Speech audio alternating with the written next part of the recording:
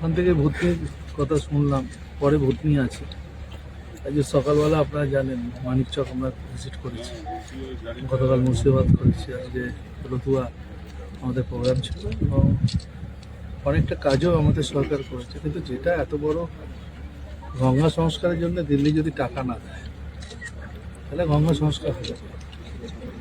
মানে যে সমস্ত অ্যাফেক্টেড মানুষ আছে, অলরেডি ডিএমের ওখানে আমাদের বিধায়কও ছিলেন, আমার সঙ্গে অনেকেই ছিলেন বিধায়করা, ওখানকার বিধায়ক ছিলেন, জেলা সভাপতিও ছিলেন, আমাদের মাইনরিটি কমিটির সভাপতিও ছিল, সবাই ছিল আমরা।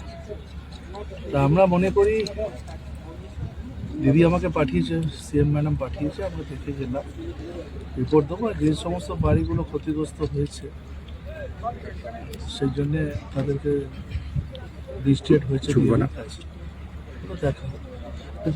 বিজেপির পক্ষ থেকে সোশ্যাল মিডিয়ায় একটা ভিডিও ভাইরাল করা হচ্ছে, সেটাতে বলা হচ্ছে, যেটা বিজেপি নেতারা অভিযোগ করছে সোশ্যাল মিডিয়াতে, যে এখানে গঙ্গা ভাঙনের নামে কার্যত পিকনিক হচ্ছে এই সরকারি আধিকারিক এবং শাসক দলের নেতা মন্ত্রীদের। কি বলবেন? আপনারা তো আমার সাথে ছিলেন, কোথায় পিকনিক দেখলেন? লঞ্চে পিকনিক করলাম, লঞ্চে পিকনিক করছিলাম। বলছে বিজেপি, আপনি তো লঞ্চে ছিলেন না আমরা তো যাইনি। বিজেপির কোনো কাজ আছে নাকি?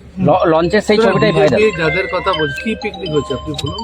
লঞ্চের মধ্যে কি কি ছবি ভাইরাল? তো বিজেপির নেতাদের আমার মনে হয় কোনো বক্তব্য বলা উচিত না। বাংলার মানুষ ওটা প্রত্যাখ্যান করেছে। আমরা পিকনিক করতে এসেছি কি মানুষের সঙ্গে দেখতে এসেছি না সহযোগিতা করতে এসেছি, তো ছবি বলবে। আমি একটা কথা বলি, বিজেপির কোনো অস্তিত্ব নেই, এদের নিয়ে ভাবাও দরকার নেই। এমনি তো নেমে গেছে, আরো নেমে যাবে।